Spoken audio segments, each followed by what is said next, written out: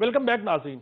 नाज़रीन, बलोचिस्तान अचानक गर्म हो गया और अजीब मामला है कि बलोच यकजहती कौंसिल का एहतजाज जब हुआ तो इस बात पे अजीब मामला था कि आखिर ये बलाच वल्द मौला बख्श जो ज़िला तुर्बत का रहने वाला है, इसका बैकग्राउंड क्या है, इसकी सूरत हाल क्या है। इसके हवाले से मैं थोड़ा सा डेटा आपसे शेयर करूँ कि 29 अक्टूबर 2023 को महकमा इंसदाद दहशतगर्दी बलोचिस्तान इसको उठाता है और इसको बलोच लिबरेशन आर्मी के कासिम उर्फ अरमान ने भर्ती किया था। और उसके बाद 2019 में बलोच लिबरेशन आर्मी के मुस्लिम उर्फ गुरु ने तरबियत दी।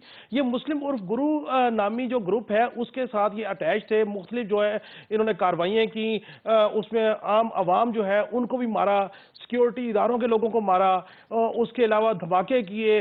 और फाइनली जो सूरत सामने आई वो ये थी कि ये इनको एक इंटेलिजेंस बेस्ड ऑपरेशन के तहत उठाया गया।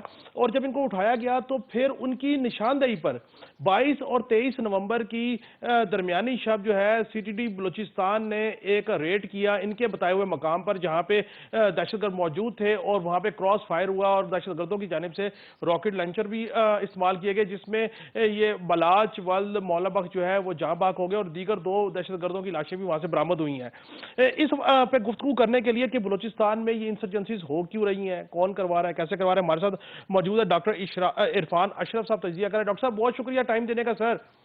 डॉक्टर साहब ये बताइएगा बहुत कि ये शुक्रिया आपका, ये बड़ा बलूचिस्तान इंपॉर्टेंट यकदम टॉपिक गर्म है। हो गया और ये जी बलाच वल्द मौला बख्श की जो सूरत सामने आई, जो बलोच यकजहती कौंसिल है वो समझती है कि ये इनोसेंट है, इसको उठाया गया और इसको मार दिया गया, लेकिन जो हकीकत सामने आई है ये तो बहुत सारी कार्रवाइयों में मुलविस थे एंटी स्टेट। आप क्या कहेंगे? जी देखिए, ये बहुत इंपॉर्टेंट सवाल है और इससे पहले हमें एक चीज समझनी चाहिए हमारे देखने वालों को कि ये जितने लोग भी जिनके बारे में ये बात की जाती है कि जी ये बेगना हैं, इनको कहीं कहा जाता है कि इनके खिलाफ इनको फेक इनकाउंटर में मारा जा रहा है, कहीं कहा जाता है कि ये लापता है, लेकिन इनके हकाइक को समझने के लिए आपको थोड़ा सा बैकग्राउंड में जाना पड़ेगा। मैं क्योंकि बलूचिस्तान से मेरी एजुकेशन है, मैं वहाँ रहा हूँ, 20 साल मैंने अपनी जिंदगी के बलूचिस्तान में गुजारे, मैं वहाँ के तमाम इन एंड आउट्स को हम्म। जानता हूँ। मैं आपको ये बताते चलूं कि जो ये जो लोग हैं, जो कलदम तंजीमें हैं, चाहे वो बीएलए है, बीएलएफ है, या ये जो दिगर यूबीए है, आरबीए है, बरास है, बीएलएफ है, इन सब का जो सबसे बड़ा विक्टिम है वो बलोचिस्तान का एक आम आदमी है। एक आम बलोच इनका सबसे बड़ा विक्टिम है। इन्होंने जितना बलोचों का कत्लेआम किया है, जितनी जितना एक आम बलोच इनके जबर और बर्बरियत से तंग है, शायद ही कोई हो। तो इसलिए ये बालाज का तो एक केस है कि इसके ऊपर शोर पड़ा और आप लोग इन्वेस्टिगेशन में गए तो आपने सारा इसका आज डिटेल निकाली, और एक्यूरेट ऐसा ही है कि ये खुद बीएलए का हिस्सा था। इसने बहुत सारी कार्रवाइयां की और बहुत बड़ी कार्रवाइयां की, जिनमें इन वीडियोस तक इस कलदम गैंग ने जारी की, जिनमें एक तुर्बत रोड के ऊपर, अबसार रोड तुर्बत पे एफसी के कॉन्वॉय को इन्होंने अटैक किया, जिसकी बाद में इन्होंने वीडियो जारी की। वो वीडियोस भी आपके नाज़रीन के हाँ। लिए होगी। मकरान स्काउट के ऊपर इसने हमला किया, इसने फिश मार्केट में हमला किया, सिंधी दुकानदार को कत्ल किया, इसने फुटबॉल चौक में एक सिंधी दुकानदार का कत्ल किया। यानी इसके ऊपर जो एफआईआर दर्ज हैं, एक नेशनल बैंक के सामने इन्होंने किया, तकरीबन 7 से 8 एफआईआर तो इसके ऊपर पहले से दर्ज थी। और आपने जैसे फरमाया, एग्जैक्टली ऐसा ही हुआ कि इसको जब गिरफ्तार किया गया, इंटरोगेशन हुई, इसने एक पॉइंट बताया कि वहां इसके दिगर साथी भी हैं। जब वहां रेड हुआ तो उस रेड के दौरान जो एक्सचेंज ऑफ फायर हुआ उसमें ये बालाज मारा गया। ये जो मारंग बलोच है, इसके वालिद साहब आपको पता है कौन है? ये खुद गफार लांगो की बेटी हैं, और गफार लांगो जो है वो एक रिकॉग्नाइज्ड टेररिस्ट था, जिसके ऊपर कोई डिनाई नहीं करेगा। आप डॉक्टर मारंग बलोच से पूछें कि गफार लांगो बीएलए के साथ था या नहीं। दर्जनों लोगों को उसने कत्ल किया। और सबसे बड़ी बात यह है कि ये अक्रॉस द बोर्ड इन्होंने लोग मारे, इन्होंने बलोच भी मारे, इन्होंने अच्छा पश्तून भी मारे, डॉक्टर साहब इन्होंने। चूंकि आपकी डॉक्टर साहब चूंकि आपकी जी एजुकेशन वहाँ की बलूचिस्तान की और आप जैसे कह रहे हैं 2 दहाइयाँ आपने वहाँ गुजारी, मुझे ये बताएं कि ये तो फैक्ट है कि बलूचिस्तान में जो भी इंसर्जेंसीज हो रही हैं, वो बीएलए हो या कोई भी हो, उनको बैरूनी फंडिंग, बैरूनी सपोर्ट, फाइनेंशियल, सोशल मीडिया की वो हो रही है या नहीं हो रही? देखिए जी, उसके बगैर तो ये चल ही नहीं सकती ना। मैं आपको चंद एविडेंस देता हूँ। मेरी ब्रामदाग मे, बुट्टी जो इस वक्त स्विट्जरलैंड में मेरी बैठा है, मेरी मेरी मेरी मेरी क्लियर कट इंडिकेशन जो है वो भारत की तरफ है, राह की तरफ है। जी एग्जैक्टली, मैं उसी तरफ आ रहा हूँ सर।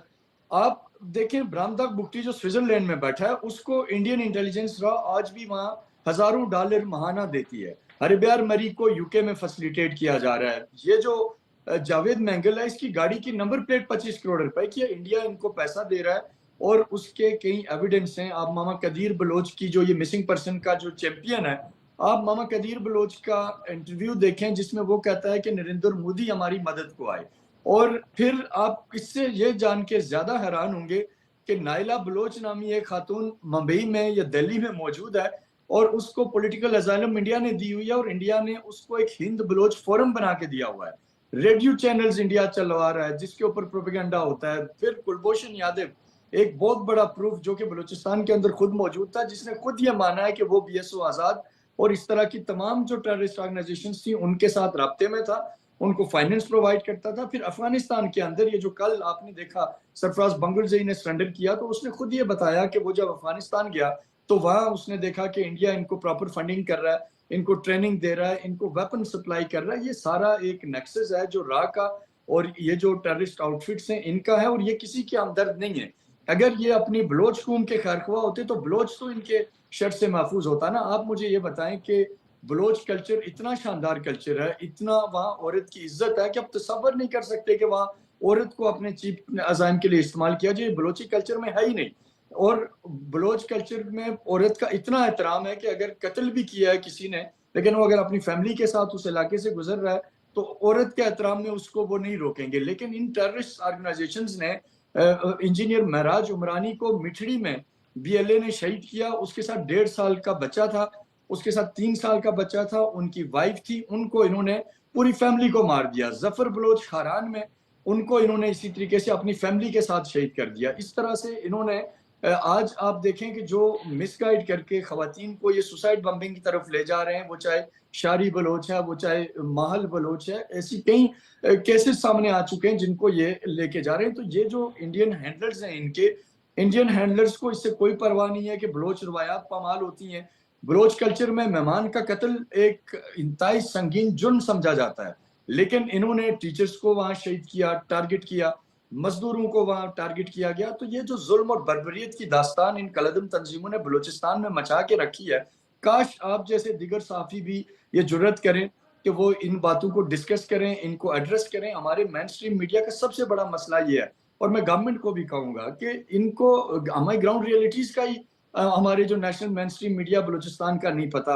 आप मुझे ये बताएं कि वो जो वहाँ बेचारे गरीब मजदूर और जो बलोच लीडरशिप और बलोच ट्राइबल नोटेबल्स तक, आपके इल्म में है कि शहीद सिराज रईसानी को इन टेररिस्ट ऑर्गेनाइजेशंस ने इन्होंने टारगेट किया। रा उस पूरे मामले में डायरेक्टली इन्वॉल्व था। उससे पहले कितने ऐसे ट्राइबल नोटेबल्स हैं जो इनकी इस दहशतगर्दाना कार्रवाइयों में शहीद हुए। लेकिन अलमिया ये है अच्छा कि डॉक्टर कभी साहब ये आपका मेन बताएं कि स्ट्रीम मीडिया कैमरा बलूचिस्तान उठा में के वहां नहीं जाता। अब बलूचिस्तान में ये सारी जो इंसर्जेंसीज और ये जो सारे वाकयात हो रहे हैं, इसकी वजह ये तो नहीं कि बलूचिस्तान चूंकि एक फर्टाइल एरिया है, इकोनॉमिकली एक बड़ा पोटेंशियल है उसमें, और इस वक्त जो हमारा SIFC है या हमारे फौज है, हमारे जो लोग इकोनॉमिस्ट हैं, जो एक थिंक टैंक है, उनका फोकस है बलूचिस्तान के ऊपर कि हम बलूचिस्तान में ग्रोइंग पोजीशन लेके आएं और वहाँ पे जो इकोनॉमिकल पोटेंशियल है उसको एक्सेलरेट करें। तो इस पोटेंशियल को ख़त्म करने के लिए, इन्वेस्टर को डराने के लिए, उनको वहाँ से भगाने के लिए, इंटरनेशनल इन्वेस्टरों को वहाँ से भगाने के लिए ये सारी इंसर्जेंसीज जो सी उसकी उसमें तेज़ी आई हुई है।